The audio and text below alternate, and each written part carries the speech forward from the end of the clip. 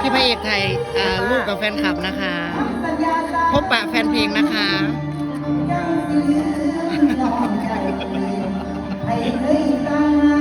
ใช่เราถ่ายเป็นพี่เพลงทุกวันคุณหมอ ค่ะ มารักษาผมแล้วครับ รักษาค่ะมารักษา หัวผม ได้ยิน แตก ข่าวว่าหัวแตก หัวแตกสมือโลด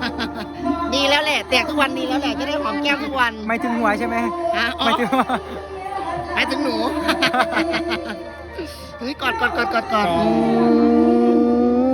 กล้องเลยค่ะ สู้กับฝุ่นไปด้วยกันวันนี้ น้องมื้อนี้พูดหลายแห้ง หลายทั้งหน้าทั้งหลังซ้ำกันเลย กินข้าวยังคะ เรียบร้อยแล้ว ยังไม่กินเลย ผมมีแนวลงเลี้ยวแล้ว ไอ้ยัง ที่เลี้ยวหยอดตกก็เลยต้องตาย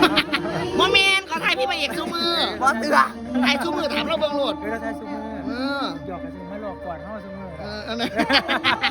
ก็ได้กอดเพื่อนนะมันเป็นแผนเอากล้องมาซื่อ เพราะอันตุ้มตับท้ายนี่คือกอดกันง่ายแต่พอปิด